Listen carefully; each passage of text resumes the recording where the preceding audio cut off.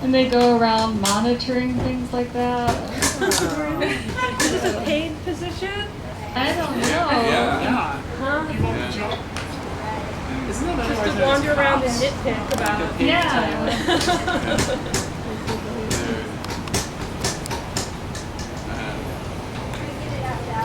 So, how about those kitties? There's actually going to be a mini pet adoption fair because my friend Kat is going to bring a kitten that she rescued from the bushes, and hoping that someone will adopt this kitten.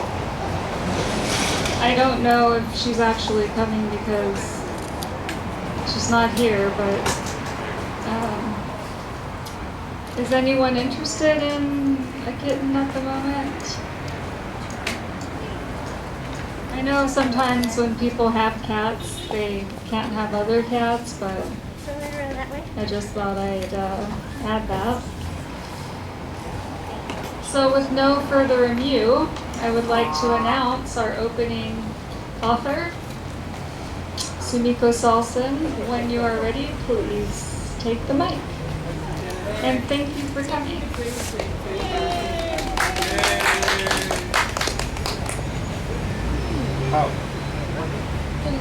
Can somebody show him how to take a picture with my phone, please? Can someone who knows how to use that phone take a picture? You take a picture. Yeah, because I have to upload it. See, she's over here talking about the people who didn't come here. Well, they can't hear you here, so I'm going to definitely upload it because you can't effectively guilt trip without actually posting something, in my experience. So, yeah. No, I said that I have to say what you said actually on Facebook because they can't hear you. So I'm going to boost the signal and post it so it's not that what you said is wrong. I said I need to make sure that everybody who didn't come feels really guilty by posting this right away while we're still having an event, because some of them might feel bad and show up. And yeah, and get a picture of that lovely crowd there too. All these people, yeah, thank you. And, so yeah. So actually, Somnalia is the sequel to Happiness and Other Diseases, which possibly some of you have and maybe have read, I don't really know. But it is about Greco-Roman mythology and dream deities who decide that they want to burst into the world that we live in, and the only people who can save us are some kinky freaks that are into S&M. I don't know why.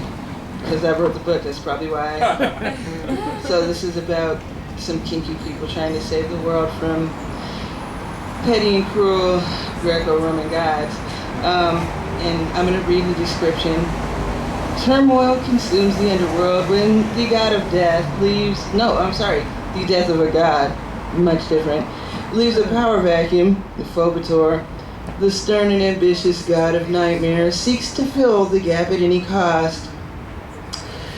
Murderous nightmare demons escape to the mortal realm, placing all of mankind in peril. In the midst of the unrest, star-crossed lovers yearn for one another across the void, one disempowered and bound to the earth, and the other trapped in the land of dreams by a grave sacrifice. Will love conquer all, or is the world's only salvation a god with an iron fist? Can someone check and see whether I look like hella ugly in that thing that's recording me now? Please. It's Is all it good. okay? No, I yeah, don't it's have fine. too many chins? Okay, cool. I'm going to read the dedication because it's a poem. Our love has ever been pedestrian, an unimpressive thing built of safety and trust, imperfect and small, no ships by its beauty launched, not a single city burned in its name.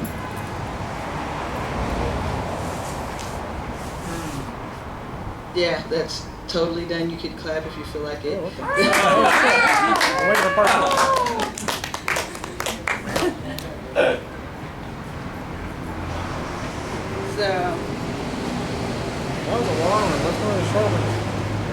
So I'm gonna probably try to find something with action in it, because people like action. What do you think? Action, death, destruction, hang on. What about the kinky parts? I don't know. I could read slightly kinky parts, but not too kinky because we're outdoors and there's neighbors. I know. You're not kidding. Yeah. How's the volume? That's perfect. Is it good?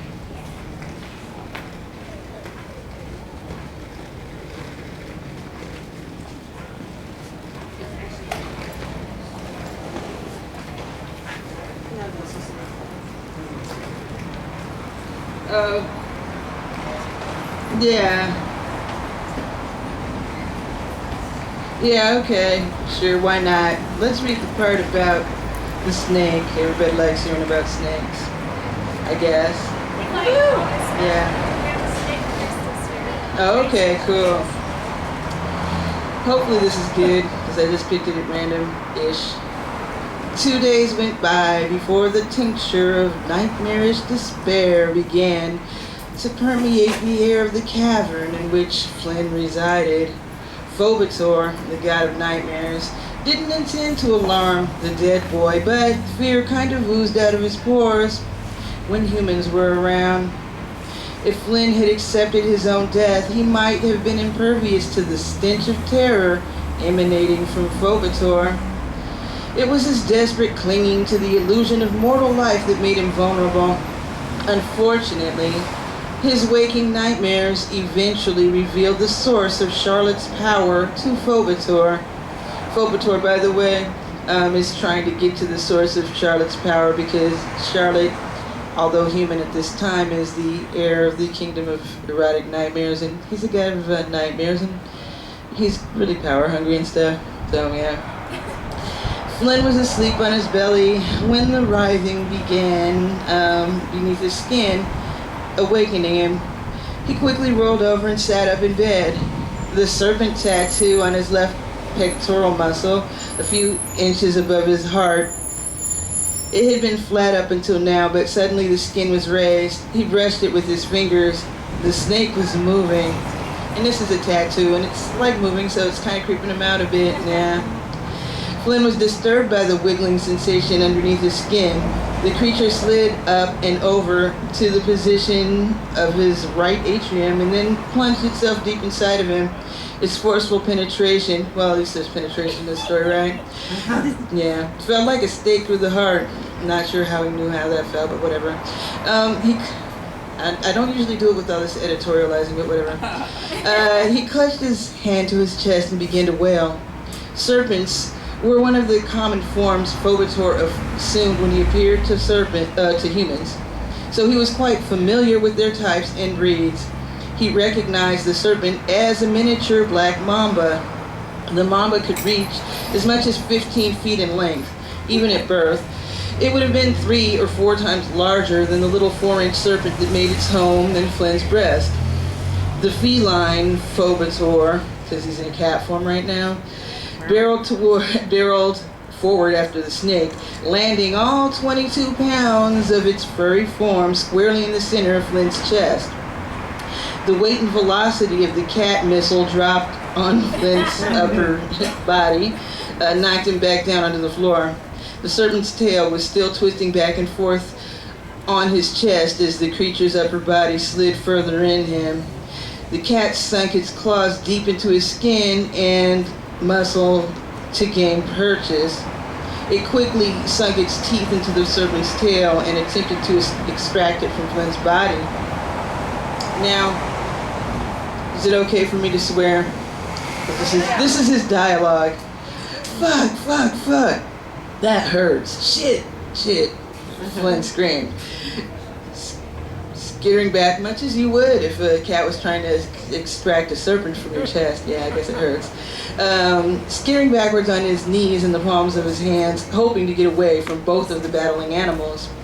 The poisonous snake was Charlotte's power emblem, and Phobator was having a great deal of difficulty extracting it. Pulling against him, the snake increased in size until its bulk was too great for the mouth of a house cat. A good 4 feet of tail, as thick as Flynn's wrist, thrashed about and repeatedly hit the head of the wilding feline. Hoping to increase his physical strength, the god of nightmares transformed into a fine griffin as black as night and with the same beautiful black wings as the Oneroi. Flynn felt the increased weight of the creature upon his sternum and recalled being torn apart by a leopard. The creature could tear him apart, but that did not seem to be its goal. It was after the snake. However, it didn't seem to be terribly concerned about the terrified Flynn becoming collateral damage. Already dead, Flynn couldn't escape his body the way he did when Charlotte dismembered him. He had no choice but to stay there and suffer. When the griffin used its sharp beak to pry a hole in his chest, he looked down in horror at his own beating heart. The snake reduced in size and slithered inside of it. It seemed to have an endless series of evasive maneuvers to outwit the determined hunter. The griffin seemed to have a similar arsenal of hunting maneuvers. This went on for several hours before Nyx, she's the goddess of night, arrived to put a stop to it.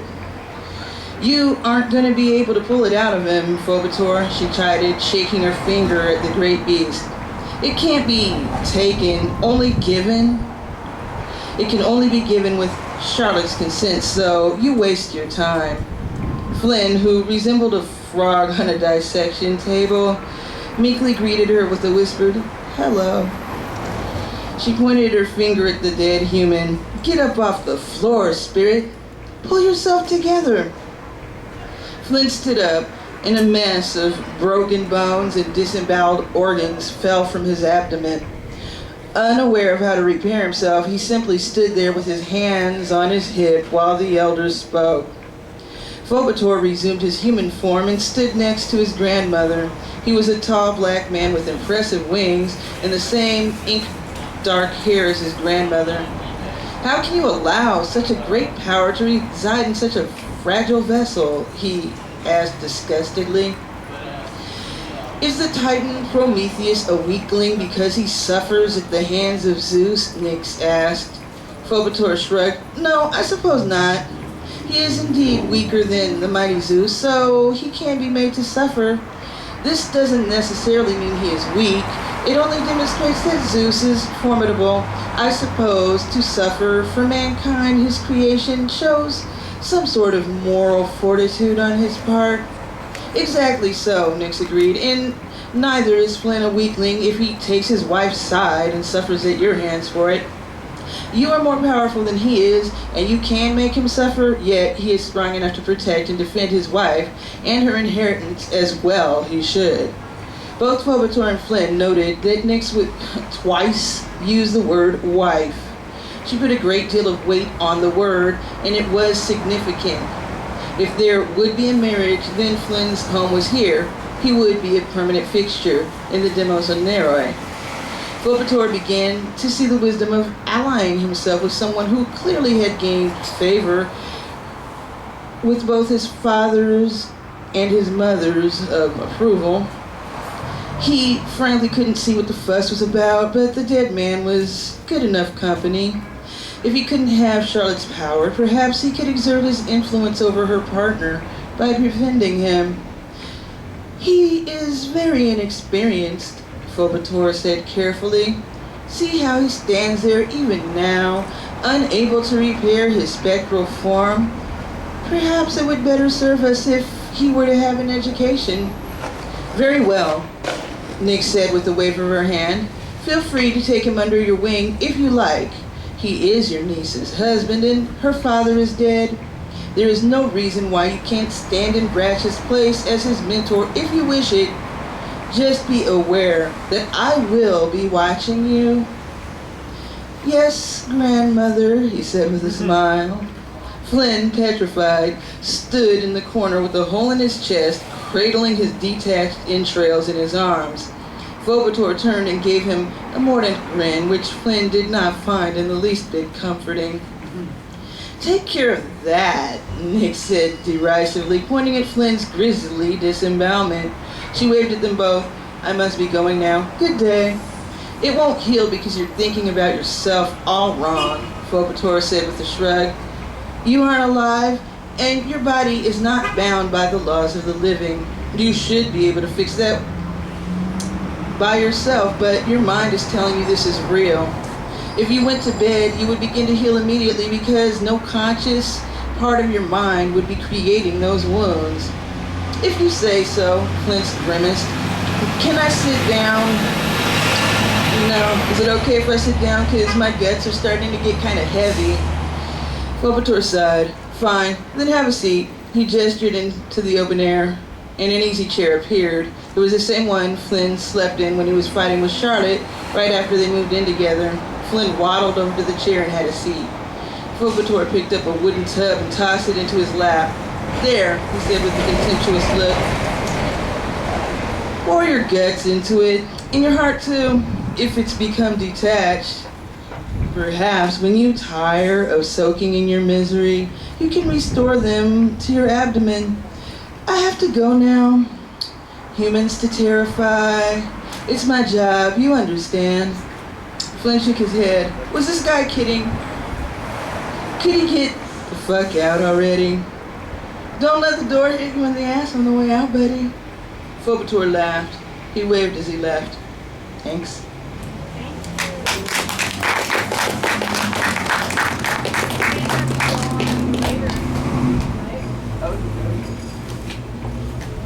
So now might be a good time for a cupcake break. Thank you, Sumiko. Okay. That was awesome.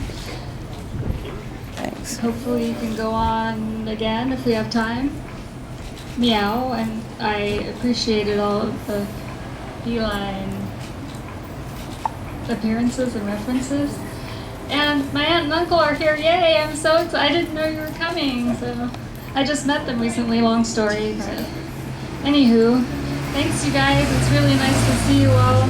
There are the cupcakes. They're vegan. They were donated by Sassy O. And they're in the back. Linda put them in a secure place. So, and there are also beverages available. They're being chilled. Go in the store and right to the left, or not right to the left, you understand what I mean. Go forward and then left. You take an immediate left once you step through the door.